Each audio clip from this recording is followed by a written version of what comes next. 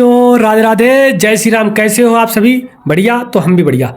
CBM with Monu sir में आपका स्वागत है। देखिए, सीबीएम विद मोनू सर आप लोगों के लिए हमेशा कुछ ना कुछ एक नया चीज़ लेके ही आते हैं। आज वो आप लोगों के लिए क्लास 10th की एक बहुत ही इम्पोर्टेंट चैप्टर जिसका नाम है धातु एवं अधातु, यानी कि क्या है, मेटल एंड नॉन मेटल को लेके आए हैं। इसमें वो आपको सभी कुछ बताएंगे जो कि इस चैप्टर में आएगा, यानी कि क्या क्या आप पढ़ेंगे, कैसे पढ़ेंगे, इसके पढ़ने का क्या सही फॉर्मेट होगा, वो सब हम इस लेक्चर में देखेंगे।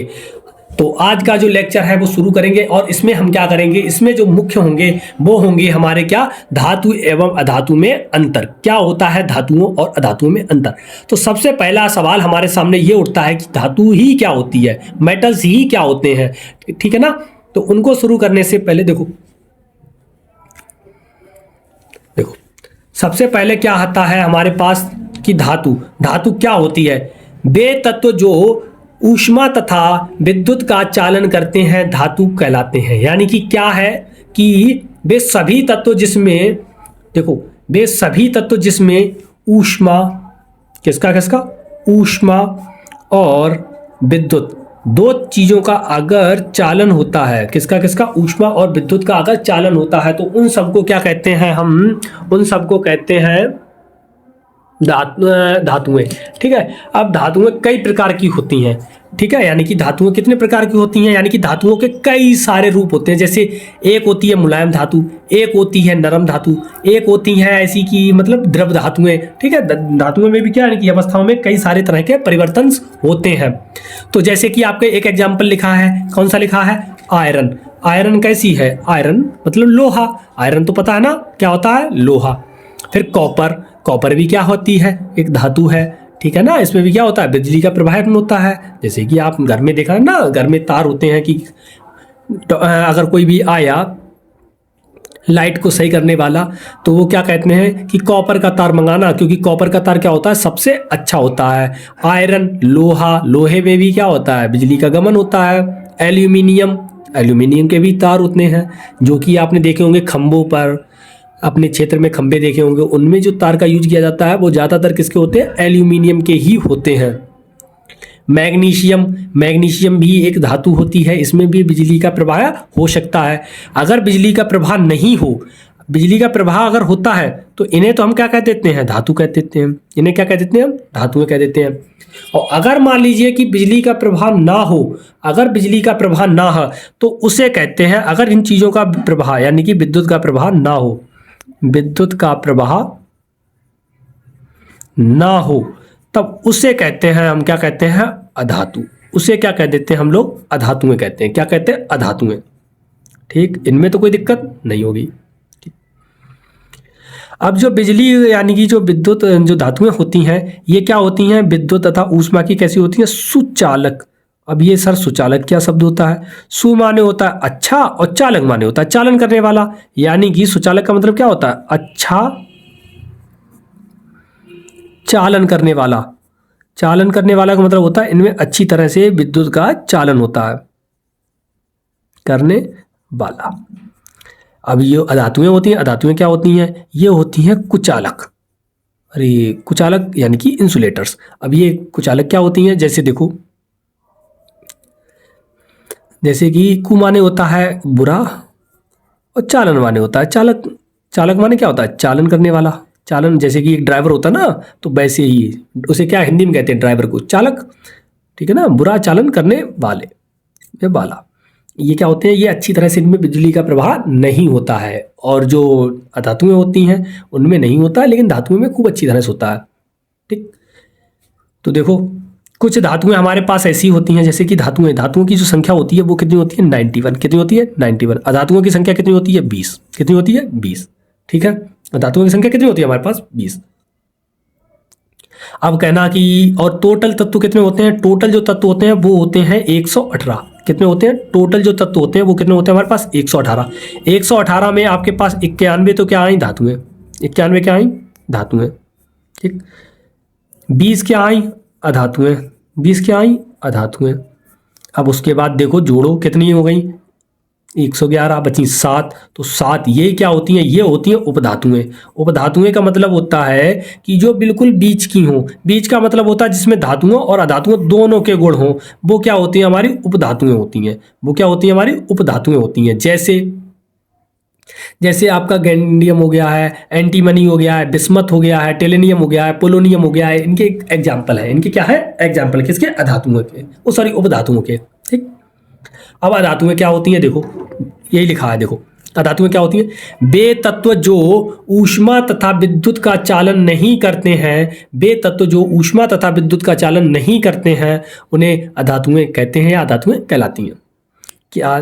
जैसे एक नाइट्रोजन, इसका एग्जाम्पल क्या ले लिया? नाइट्रोजन ले लिया। नाइट्रोजन क्या होती है? गैस होती है, ठीक है ना, जो कि ये वातावरण में सबसे ज़्यादा पाई जाने वाली गैस भी होती है। सल्फर, ये भी पाई जाती है। इसे दूसरी भाषा में क्या कह सकते हैं? ये होती तो गैस ही है, ठीक है, गैस भी होती है सल्फर। और सल्फर एक यौगिक भी होता है। जैसे आपने देखा होगा गंधक, गंधक देखिए ना, गंधक पोटास चलाई होगी, तो गंधक पोटास में जो गंधक होती है वही आपका सल्फर होता है। ऑक्सीजन, ऑक्सीजन भी क्या होती है? एक गैस होती है, ठीक है ना, ऑक्सीजन गैस, जिससे हम जिंदा रहते हैं। हम लोग क्या करते हैं? ऑक्सीजन गैस को लेते हैं, तो ऑक्सीजन, उसी से जिंदा रहते हैं। अब ऑक्सीजन का ये तो काम हो गया। ऑक्सीजन जो होती है वो हमारे किसी भी चीज़ को अगर हम जलाते हैं, जैसे कि कोई भी चीज़ अगर हम जलाते हैं तो वो ऑक्सीजन की ही उपस्थिति में जलती है। बिना ऑक्सीजन की उपस्थिति में कोई भी चीज़ नहीं जलती है। जलाने की जो सबसे मेन जो उपयोगी गैस होती है वो होती है हमारी ऑक्सीजन गैस, ठीक है। ठीक, अगला देखो लिखा भी है। 91 क्या होती हैं? धातुएं होती हैं। 20 क्या होती हैं? धातुएं होती हैं। 7 क्या होती है? उपधातुएं होती हैं। ठीक, टोटल जो तत्व होते हैं वो कितने होते हैं? 118। लेकिन इनमें से 2 धातुएं ऐसी होती हैं, कौन कौन सी? एक मरकरी है, मरकरी जिसका फॉर्मूला क्या होता है? Hg होता है। एक हमारे पास ब्रोमीन है, ब्रोमीन क्या होती है? अधातु। मरकरी क्या होती है? धातु होती है। और ब्रोमीन क्या होती है? अधातु। याद रखना ये चीज। क्या याद रखोगे कि जो मरकरी होती है Hg, ये क्या होती है? हमारी धातु होती है। ये क्या होती है? धातु होती है। और जो ब्रोमीन होती है ये क्या होती है? हमारी अधातु। ये क्या होती है? अधातु। तो और ये दोनों होती कैसी हैं? ये दोनों खाली एकमात्र ऐसी, मतलब सिर्फ 2 मात्र ऐसे तत्व हैं पूरे पेरियोडिक टेबल में, पूरे आवर्त सारणी में, जो द्रव अवस्था में है। कैसी है? द्रव अवस्था में है। कैसी है? द्रव अवस्था में। ठीक, ये होती। तो देखो क्या है, मरकरी एक द्रव धातु तथा ब्रोमीन एकमात्र द्रव अधातु है। मरकरी क्या है? एकमात्र द्रव धातु है। ब्रोमीन एकमात्र द्रव अधातु है। यानी कि ये क्या होते हैं? लिक्विड फॉर्म में पाई जाती है। मरकरी यानी कि पारा, Hg, और ब्रोमीन, ये क्या है? दोनों द्रव अवस्था में पाई जाती हैं। कुछ धातुएं ऐसी होती हैं जो कठोर होती हैं, कुछ ऐसी होती हैं जो मुलायम होती हैं, ठीक है। तो उनके आधार पर कौन कौन सी होती हैं वो हम देखो बता रहे हैं।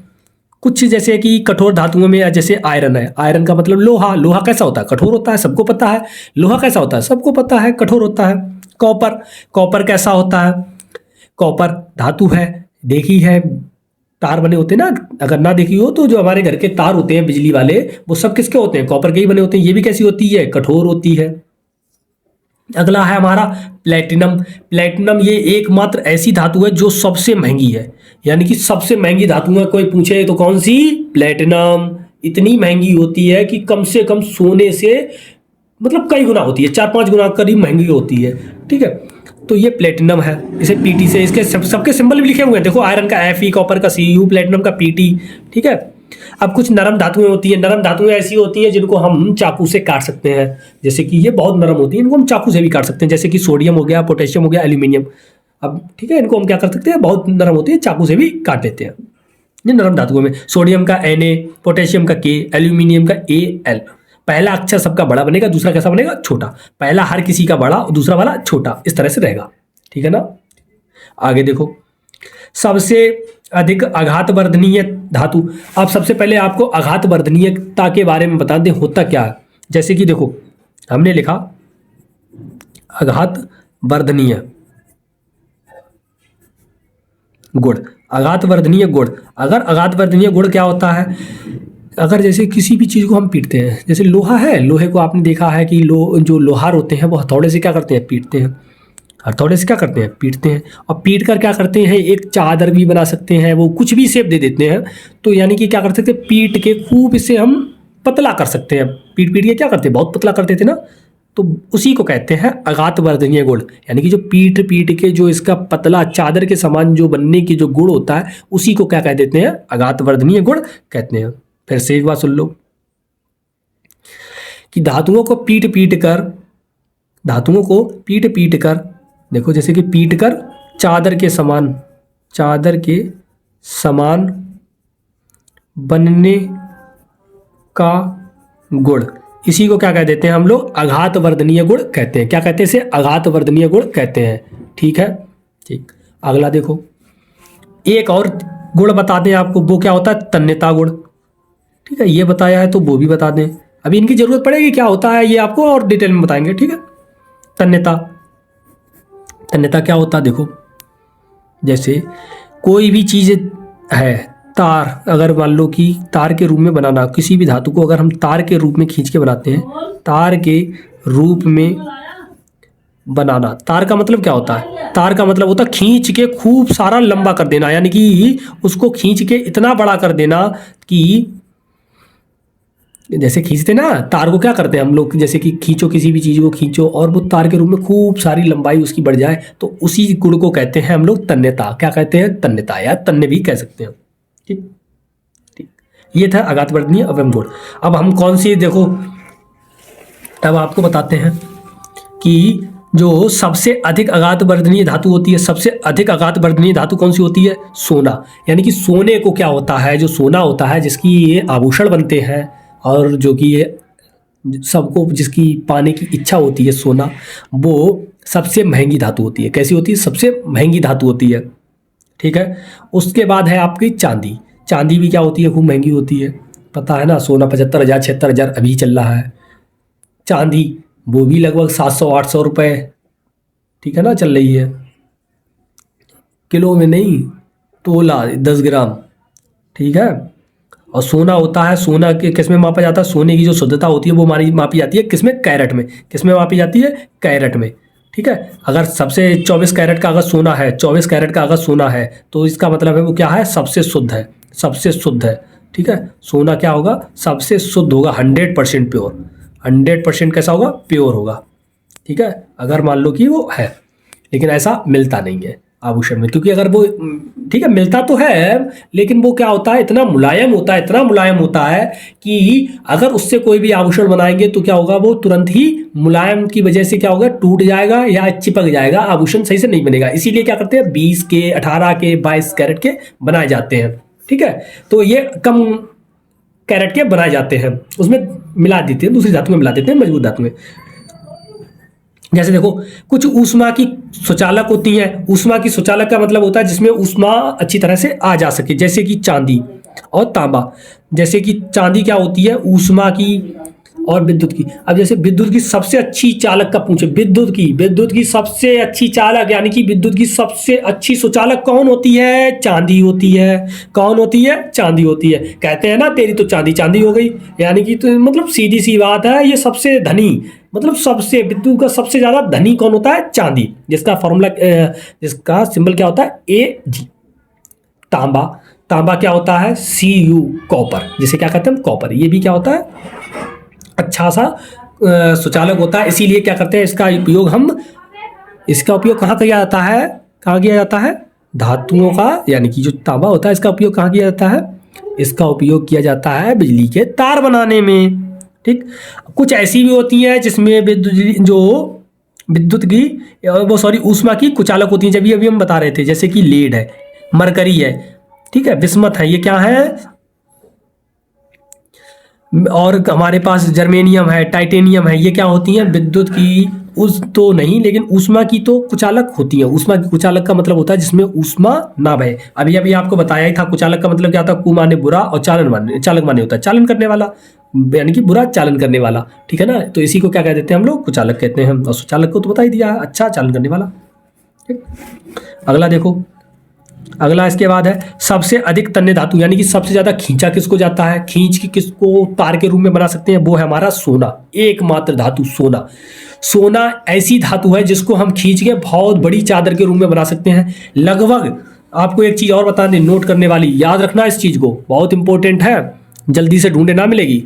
1 किलोग्राम, जैसे देखो क्या है, 1 किलोग्राम सोने को कम से कम क्या, 1 किलोग्राम जो सोना होता है इसको इतना तन्ने होता है, इतना तन्ने होता है कि 1 किलोग्राम जो सोना होता है उससे लगभग कितना, लगभग 2 किलोमीटर लंबा तार बना सकते हैं। कितना, 2 किलोमीटर तार बना सकते हैं लंबा, ठीक है, 2 किलोमीटर लंबा तार बना सकते हैं। कितना, 2 किलोमीटर, इतना होता है। 2 किलोमीटर का मतलब कितना लंबा, 200 मीटर, सॉरी 2000 मीटर, 2000 मीटर, यानी कि 2 किलोमीटर का मतलब कितना होता है, 2000 मीटर, ठीक है, इतना लंबा बना सकते हैं तार, और सिर्फ कितने से, 1 किलोग्राम सोने से। तो इसका मतलब है इसकी तन्यता कितनी अधिक होती है, ठीक है ना। तो ये सबसे अधिक तन्य धातुओं में ये आता है। अगला देखें, आगे को समझते हैं। अगला क्या है, अगला है हमारे पास जो टॉपिक होने वाला है वो होने वाला है धातुओं तथा अधातुओं में अंतर। क्या होगा धातुओं तथा अधातुओं में अंतर, तो धातुओं और अधातुओं को अंतर को हम पढ़ेंगे। तो उसको क्या करेंगे, देखो सबसे पहले पढ़ने के लिए देखो क्या है धातुओं तथा अधातुओं में अंतर। देखो differences between metals and non metals, इनके कुछ एग्जांपल्स लिखे गए हैं, देखो हम बताते हैं।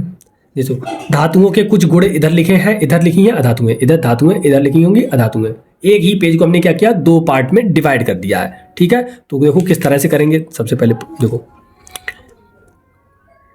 पहला गुण क्या है इनका, पहला गुण है कि जो धातुएं होती हैं, धातुएं विद्युत तथा ऊष्मा की क्या होती हैं, सुचालक होती हैं, विद्युत तथा ऊष्मा की सुचालक होती हैं। लेकिन लेड है, मरकरी है, जैसा कि अभी हम बता रहे थे कि ये क्या होती हैं, कुचालक होती हैं। ये बिजली को प्रवाहित नहीं करती हैं, इनमें बिजली क्या होती है, प्रवाहित नहीं होती है। इनमें जब बिजली प्रवाहित नहीं होती तो इनको हम लेते नहीं, ठीक।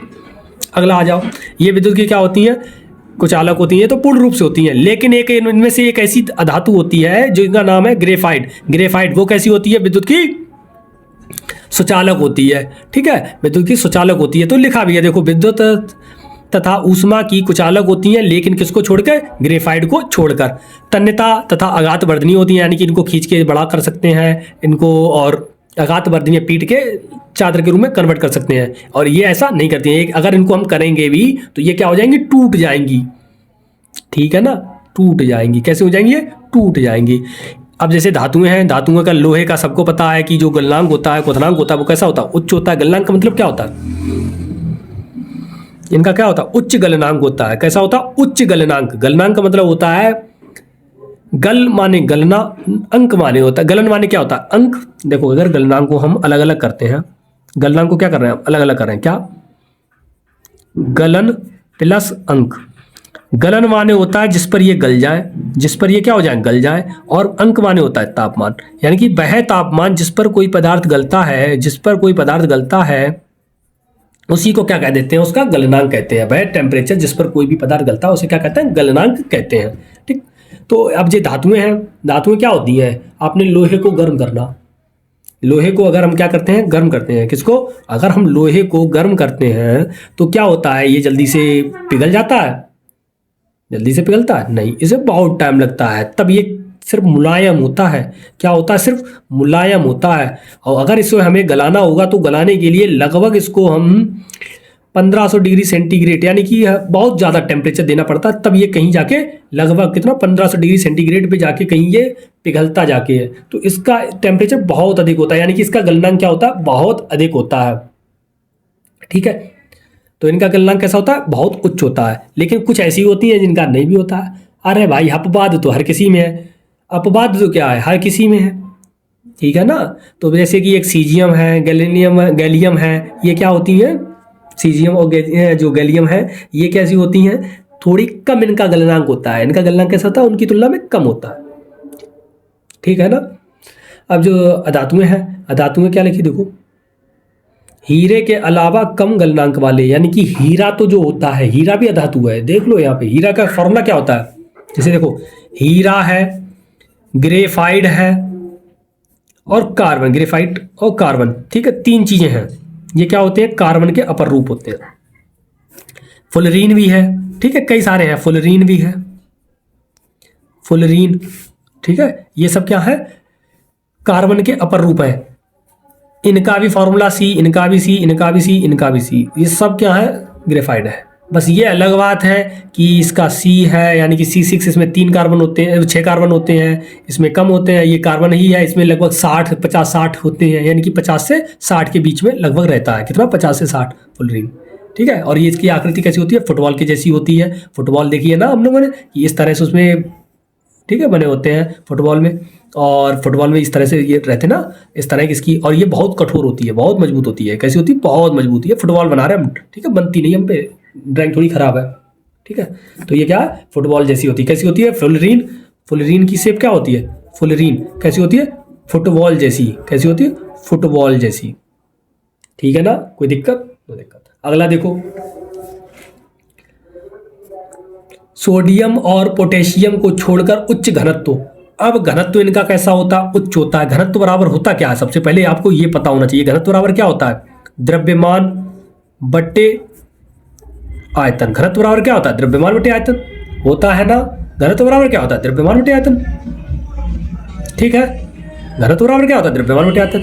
अब इनका आपको सबको पता है, द्रव्यमान कैसा होता है, हाईएस्ट होता है, यानी कि वजन कैसा होता है, धातुएं होती हैं, कम जगह घेरती हैं, कम जगह घेरती हैं, तो ऊपर वाला जो द्रव्यमान होगा वो हमेशा कैसा होगा, ज़्यादा होगा।